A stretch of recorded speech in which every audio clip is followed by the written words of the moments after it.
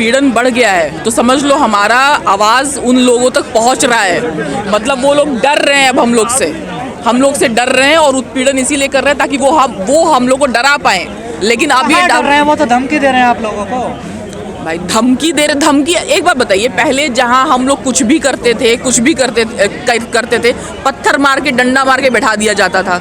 अब उन लोग को धमकी देनी पड़ रही है, मारने के लिए बोलना पड़ रहा है, गला काटने के लिए बोल रहे हैं, मुझे मेरे नाम के हाँ है कि नारे लगा रहे हैं और रेप बलात्कार का दे रहे हैं, धमकी दे रहे हैं मुझे और मेरे घर की रेकी करवा रहे हैं। ये डर उन लोगों का दिखा रहा है, ये डर उन लोगों का दिखा रहा है। हाँ, शासन प्रशासन में हमारे कोई लोग नहीं है तो कार्रवाई होती नहीं है। बात ये है जिस बात की आप लोग लड़ाई लड़ रहे हैं लंबे समय से, अब वही बात मोहन भागवत कह रहे हैं कि जाति मुक्त बनाना है भारत को। मोहन भागवत जब अपना चड्डी संभालने का आया तो सब कुछ अब वो बोलने लगेंगे और हम लोग मान जाएंगे। इतने बेवकूफ़ है क्या हम लोग? इतने बेवकूफ़ है। मोहन भागवत को खुद पे भी विश्वास नहीं है, क्योंकि उसका एक अपना देख लीजिए कि अगर उन पे खुद पर भी विश्वास होता तो 15 लाख 2 करोड़ नौकरी, महिला बेटी सबको बचाना है, ये सब करते तो इन सब चीज़ों को करते। हवाई चप्पल पहन के आप लोग जाने वाले थे, हम लोग हवाई जहाज में जाने वाले थे, हवाई जहाज ही बेच दी, हवाई चप्पल भी निकलने वाली है। तो आप भी तो चाहते हैं ना जाति मुक्त भारत होना चाहिए, तो वही बात अब मोहन भागवत भी कह रहे हैं। देखिए जाति मुक्त का क्या मतलब है? नहीं मुझे बताइए। जाति खत्म करना चाहते हैं भारत से, तो जाति खत्म करना चाहते हैं। आरएसएस में हमारे लोगों को बैठाएंगे, आरएसएस मुखिया बनाएंगे, एससी एसटी ओबीसी को किसी को बनाएंगे क्या? तो आप बनाएंगे ना, वो स्टार्टिंग कर रहे हैं, देखिए शुरुआत कर रहे हैं वो। देखिए जो लोग दोगले टाइप के लोग होते हैं ना, वो लोग सिर्फ बोलने की बात है। चुनाव आ रहा है, 2024 का चुनाव है, अगर आपको पता हो या ना हो 2024 का चुनाव है, ये उसके लिए बोल रहे हैं ताकि फिर से वोट लें और संविधान पूरी तरह खत्म कर दें। आखिर बताइए एससी एसटी की 35 लाख नौकरियां चली गई हैं, 35 लाख नौकरियां चली गई, सिर्फ 5 लाख नौकरियां बची हैं। और नौकरियों के लिए कहाँ आंदोलन होता है देश में? देखिए आंदोलन नौकरियों एससी एसटी के बताइए सामाजिक न्याय का सारा प्रक्रिया था, है ना। हम लोग अगर जो बहुत बड़े बड़े फर्म है, बहुत बड़े बिजनेस हाउसेस हैं, वो तो अपने लोगों को पुल कर ही रहे हैं ना, वो तो अपने को पुल कर ही रहे हैं। समाज को नेताओं के भरोसे बैठना चाहिए? नहीं, बिल्कुल नहीं। अब मैं नहीं कहूँगी कि नेताओं के भरोसे बैठना चाहिए, अपना निकलिए। देखिए नेता को जनता ही बनाती है, और समझ लीजिए अब नेता पे भरोसा करने लायक नहीं है। जो नेता को लगता है कि ये नेता वाकई निष्पक्ष है और वो समझ में आ जाता है, उसके चाल चरित्र से समझ में आ जाता है, तो उसके साथ अगर वो कर रहे हैं तो करिए काम उनके साथ में, वरना तो जनता को अपने फैसले खुद लेने पड़ेंगे। कई लोग सोशल मीडिया पे लिख रहे हैं कि केजरीवाल जी जो है माननीय मुख्यमंत्री दिल्ली के, उन्होंने राजेंद्र पाल गौतम जी का उत्पीड़न किया है। देखिए आप सहमत हैं इस बात से? देखिए उत्पीड़न तो और क्या है, ये उत्पीड़न ही तो है, और क्या है। एक जो बाबा साहब जिन्होंने संविधान लिखा, बाबा साहब की फोटो ले करके वो अपने एससी एसटी का वोट ले रहे हैं, बाबा साहब की एससी एसटी ओबीसी का वोट ले रहे हैं, और वही बाबा साहब का 22 प्रतिज्ञाएं वो दोहरा देते तो ये पाप हो गया, ये पाप हो गया। हिंदू वोट छिटक गया। अरे हिंदू कौन है भाई? 15% सिर्फ जनरल कैटेगरी के लोग हैं, बाकी लोग कौन है? हम ही लोग को तो हिंदू बोल रहे हैं, हम ही लोग तो वोट दे रहे हैं। तो मैम आपने अभी कहा आप हिंदू नहीं है, उनकी नज़र में तो वही बोल रही हूँ ना, वही तो मैं बोल रही हूँ ना कि वो बंदा तो बोल ही रहा है ना कि हिंदू तो हम ही लोग को बोल रहा है ना, वो तो क्या हम लोग को वोट नहीं चाहिए उसको? आप लोगों को क्यों जरूरत पड़ रही है बौद्ध धर्म की दीक्षा लेने की? देखिए बौद्ध धर्म की दीक्षा लेना इतना ज़रूरी है कि अगर आप उसमें घुस जाते हैं तो आप सिर्फ सीधे बौद्धिस्ट हो जाते हैं, चाहे ओबीसी के हों चाहे एससी एसटी के हों, और ये एक अलग जमात हो जाती है वो, और वो बहुजन जमात हो जाती है। फिर आपको अपने अंदर कोई कैटेगराइज करने की जरूरत नहीं है। उसी बात का डर सता रहा ना आरएसएस को। आरएसएस कह रही है हिंदू कम हो रहे हैं देश में। बढ़िया है, कम हो रहे हैं। पहले भी ये कभी हिंदू का कोई मतलब नहीं था यहाँ पे, बौद्धिस्ट कंट्री थी ये। अगर एंशिएंट हिस्ट्री वो पढ़ के देख लें, सब कुछ करके देख लें, पढ़े लिखते तो है नहीं ये लोग, पोथा पत्री उपनिषद ये सब उसी में पढ़े रहते हैं। बात कर रहे हैं मैडम? हाँ बोलिए। कह रहे हैं बुलबुल पर बैठ के जाते थे, तो बताइए ना बुलबुल पे कोई बुलबुल पर बैठ के आते थे। बताइए तो ये किसी पढ़े लिखे इंसान का बात है क्या? ये कोई पढ़ा लिखा इंसान उनको, ये पढ़ा लिखा इंसान का दिमाग की उपज है, किसी पागल इंसान का ये दिमाग की उपज है? बताओ कि हवा में उड़ के चले जा रहा है।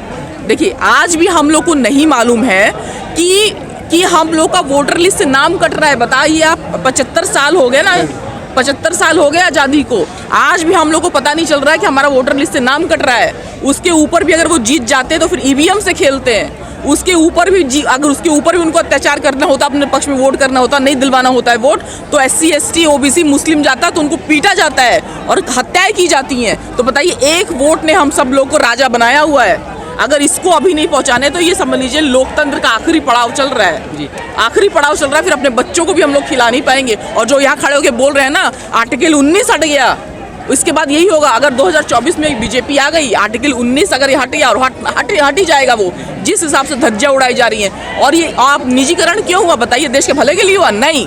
जब से ये अटल की योजना थी कि बिना आरक्षण को हाथ लगाए हम आरक्षण खत्म कर देंगे, वही किया इसने। मैं तो अगर एक उससे मैं आपको बता रही हूँ, एक उदाहरण दे रही हूँ। मैं कहीं 100 सीटें निकली, 50% पहले ही रिजर्व है, 50% पहले ही जनरल कैटेगरी के लिए रिजर्व है, 10% और EWS का कर डाल दिया, 60% ले लिया, 40% में सबको समेट दिया। तो ये कहाँ से न्याय हो गया? ये कहाँ से न्याय है? और आपको न्याय मिल पाएगा क्या? आप मुझे बताइए, न्याय मिल पाएगा? हमारे जुडिशरी में हमारे लोग नहीं है। जिन लोगों ने पूरा वो सुनाया, जो जजमेंट सुनाई, उनमें से कितने लोग हमारे थे? ये तो ही वाली बात हो गई ना, जब टीवी डिबेट में बैठाते हैं तो SC ST के मुद्दे पर सवर्णों को बिठा देते हैं, ब्राह्मणों को बिठा देते हैं कि उनके बारे में बात कीजिए। माइनॉरिटी का मुद्दा है तो उस पर बिठा देते हैं कि आधार पे फैसला दिया गया ना। देखिए, 5 जजों में से 2 तो खिलाफ थे इस फैसले के, 3 पक्ष में थे, तो बहुमत के आधार पे CJI भी शामिल थे। हाँ, नहीं, CJI भी शामिल थे। मैं बोल तो रही हूँ, CJI भी शामिल थे।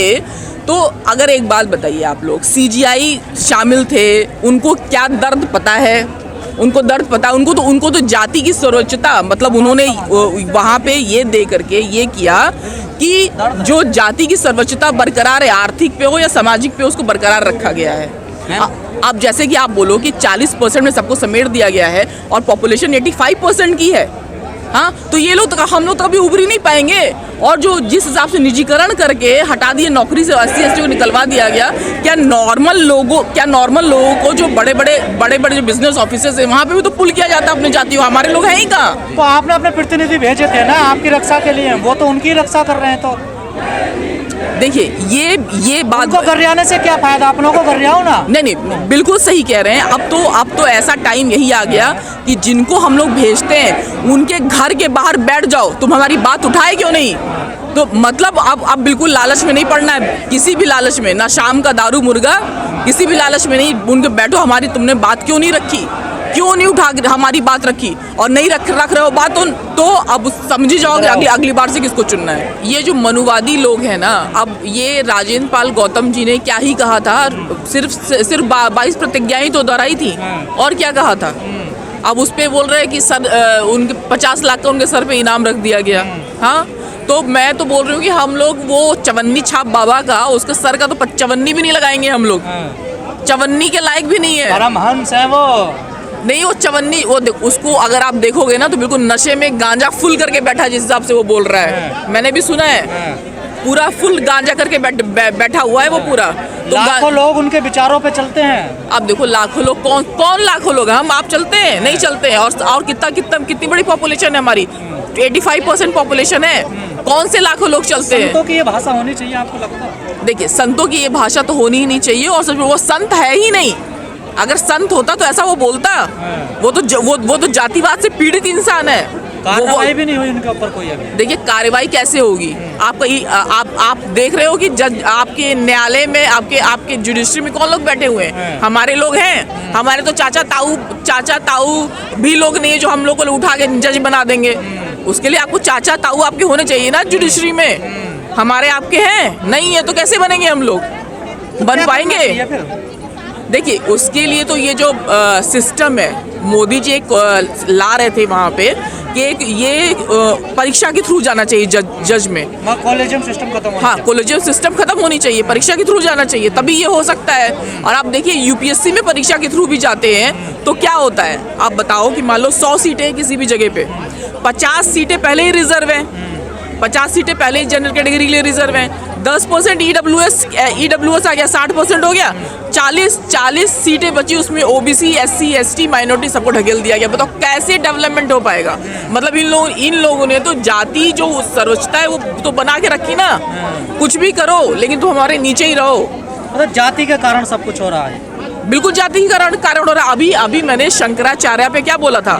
मैंने शंकराचार्य को सिर्फ ये बोला था कि वो जो एससी, एसटी, ओबीसी के विरुद्ध है, एससी, एसटी, ओबीसी के विरुद्ध है, उसके आरक्षण के विरुद्ध है। महिलाओं को बोल रहा है कि महिला राष्ट्रपति तो बन सकती है लेकिन वो शंकराचार्य नहीं बन सकती।